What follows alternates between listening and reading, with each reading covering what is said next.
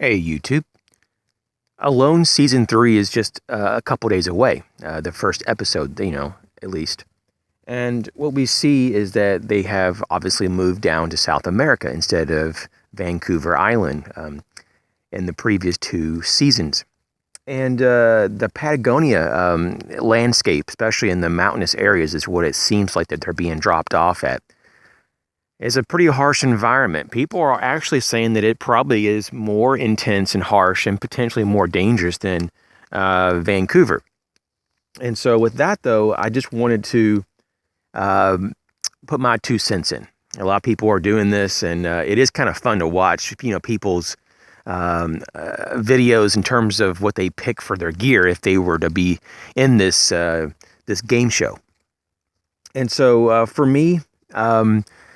I'd have to say that there's some of this stuff I don't actually own, but I know that I would need it because of the environment, which is a bit different than where I live currently. And so just being around certain gear and knowing about the gear, I would be able to select it, with pretty high confidence. But for the most part, I do own the majority of these items. And so as a hypothetical, of course, in a fun video, I think it'd be really cool to actually have these 10 items, and I'll try to do a very mini explanation of each as I go through. The first would be, obviously, I think you'd have to have a knife. Now, I have watched the videos and the gear selections of these 10 candidates already. And so I know which ones have what. And 9 out of 10 people have selected a fixed blade. And I won't go through every percentage of all the tools or anything, but long story short, basically you have one individual that picked a multi-tool over a fixed blade, which was a little surprising. And I think that might be a mistake. So in my opinion, I would pick an SE5. It's possible I would do an SE6. I know some people would say, I'd go much bigger than that. I think for me, that would be big enough to make sure that I could be able to have control over that blade. So probably a 5 or 6 made by SE. The next thing would be a fishing kit. From what I understand, the Patagonia area, they do have, bodies of water. And there's a lot of game, around as well. So it was kind of hard to think of, should I bring a bow and arrow? But knowing how the game show is, I would pretty much suspect that there's probably a lot of limitations, just like on Vancouver Island. From what I understood, that they were limited on what kind of game they could even harvest. And that's why you saw on both seasons, no one really did anything with their bow and arrows. They really couldn't harvest because from what I understand, they were not allowed to harvest the bear and stuff. I could be wrong on that, but that's just from what I've understood. So I kind of wouldn't be surprised on this show as well that they would be limited to very small game with bow and arrows. And that's probably why almost no one picked it. I think maybe like 1 or 2 people picked a bow. And so most likely they're probably limited to smaller game. Just because of the rules of the game. So I would go with the fishing kit, and I would go with a variety of test lines. I'd go probably pretty heavy on the monofilament just to make sure it doesn't break on me, and as many hooks as they would allow, and so forth. A ferro rod. I think that you possibly could select a lighter, but obviously a ferro rod is a little bit more weather resistant, and if you dropped your lighter and you cracked it open and your fluid came out, you'd be really up creek. And so I think the ferro rod, you would have to just have one of those as well. So that's my third pick. Number 4 would be a 60-ounce stainless steel clean canteen. I would pick a pot as well for the next item. Probably like a 4-quart. I think that's what they were doing. Is kind of a standard size. Whatever the largest I could go with, I would go with that kind of pot. The next item would be a folding saw, probably some type of like a Silky Big Boy or something like that. I'd probably go with something quality and medium to large size for the hand saw for leverage. And then the next item would probably be a -20 or even better in terms of resistance to cold in terms of a sleeping bag. I really have not researched that topic very much on sleeping bags, just because in my area, even though it gets very cold, I don't really go out and camp when it gets to around the freezing mark because it's just not enjoyable. And so I just don't have a lot of the really, really cold sleeping bag gear. It'd probably be a good idea to have it, but I do have some, obviously clothing that's rated for way below a zero, and I have sleeping bags that could be enhanced to get down into freezing. But in terms of like negatives, I don't really have any of that. So I'd have to research that, but I'd probably want something pretty heavy duty. I noticed that most of the contestants are doing bags that go between -10 to -40 degrees. So those are pretty hardcore bags. I'm not even sure how far a sleeping bag is rated down to, or what's the maximum that that are available commercially. But I guess you could continue to build that system up and just keep creating layers to enhance it further. The next one would be paracord. I really kind of was really stuck on this one. This is the only one that I really kind of got hesitant, because I was like, man, it would be kind of cool to possibly have a shovel or maybe another tool. But I think cording, and I'm not sure how much cording you're allowed to have, but as long as you could have maybe 100 or a couple hundred feet of it, I think it'd probably be worthwhile. Mainly for shelter making and to do improvised various tasks. And so I think it would be worthwhile.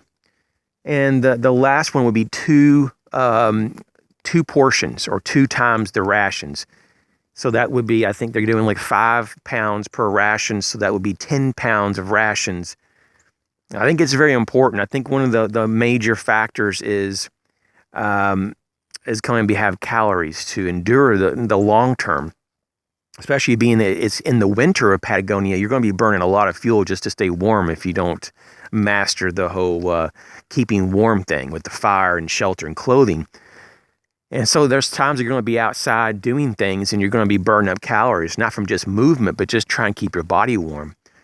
So I think calories are going to be the big thing. I think that people who have a lot more body weight just have more fat reserves, obviously, and they're going to be able to endure a lot longer. So the people that I see that are contestants that are real trim and fit, and I'm not saying the other ones aren't, but you can't tell so much because there's a lot more body fat. I think those people that are like really lean in mass are going to have a lot more problems in a week or two from the beginning of the show. Even if they have skill and even if they're able to do things very well, if they can't maintain their calories, and if they're not extremely efficient on calorie discipline and conservation, I think that you're going to run into a brick wall, that they will have major emotional problems and they will start to have a lot of major drop in energy, obviously, because their fat reserves, once it starts to get burnt up and there's almost none left, then you're in a true survival situation. At least your body believes it, and it will start burning up and tearing down your muscles, which is actually like completely dangerous. And that's when you probably would want to go ahead and make the phone call and to get out of the show, because now you're putting your health at risk, no doubt about it. So this is kind of how I look at it. So I think the contestants really need to focus on conservation of resources. What tools, and this is in my ebook as well, I talk about this, different formulas and methodologies of how to endure for the long term. If you're ever in a survival, like a real survival situation, not a game show, how could you really pull this off? And conservation of calories is the number one, pretty much. And if you have to act, it should be calculated. And you should use the tools that are the most efficient. For example, most time the saw is going to just be a better use of calories than a full-size, wilderness forest axe.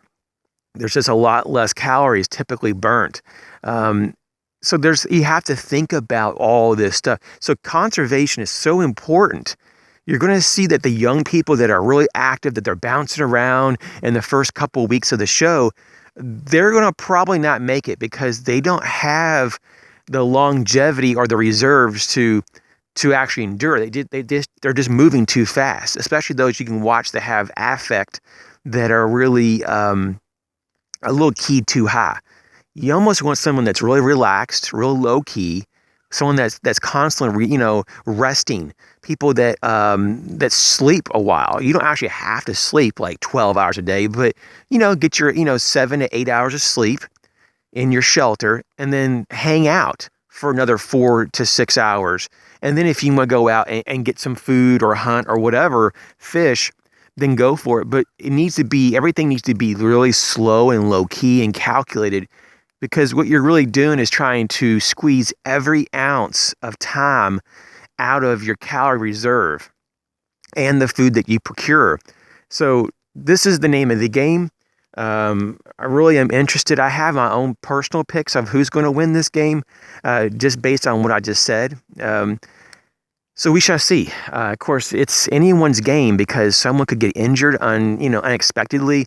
It could be someone that actually could won the game but got injured. It could be something that they just can't handle it emotionally, and maybe physically they could, but they just underestimate the environment, and emotionally it takes a toll. We saw that a lot actually on season 1. It was a little bit on season 2 off and on. There's a lot of speculation that they actually picked better, even more hardy and even more skilled people, believe it or not. I thought season 2 was pretty good, but pretty much they're saying that these individuals should probably, yield a lot less toward a lot of this emotional instability. But you never know. Just because they say that doesn't mean that they could be having breakdowns. It could be a lot of things. I mean, this is a game show. They're always trying to make it dramatic, and they're always trying to possibly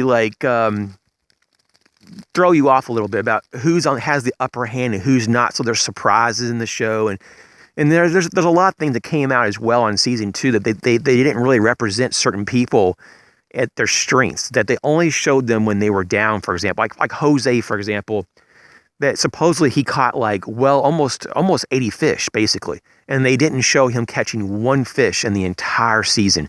So it's stuff like that they make these individuals look like they're not successful or they're not succeeding, but because of the time frame that they have to work on putting this season together, and because they want to make it a entertaining and dramatic show, they do leave a lot out, and they include things.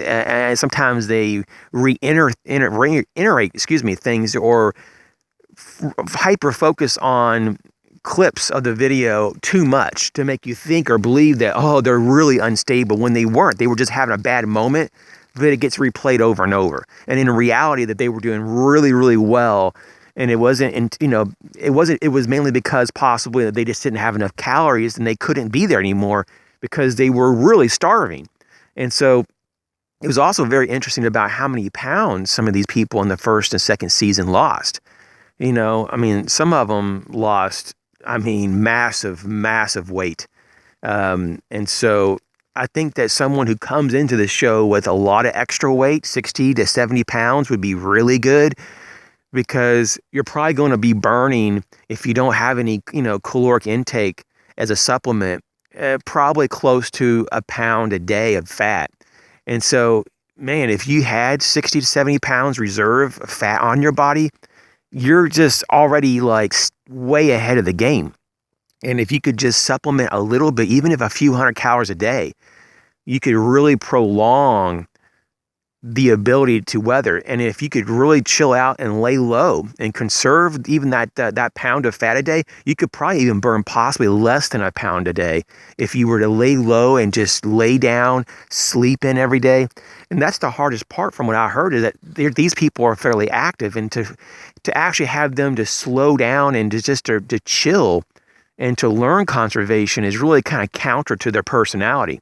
And so it's really interesting to see how these individuals are going to work it out, because a lot of this is purely strategy about how can we weather emotionally the hardship, but mostly though it's the physical aspects that's the real threat of how can we not starve and run out of fat reserves.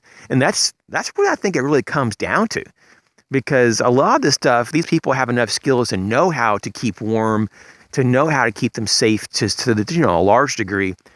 And I don't think that that's going to be the problem. I think it's going to be just either emotional, or it's going to be, I'm so hungry, I can't sit here and suffer anymore. Or I'm so hungry because I actually have no fat reserves, and now this is actually a real problem, and I can't keep pushing it because, I'm going to have some real health, effects. So let me know what you think about your top 10, if you would. What you would pick if you went to South America in Patagonia and you were thrown in the mountain range and you have bear and wolves and all kinds of crazy creatures running around. What would you bring with you to win the show? Thanks for watching.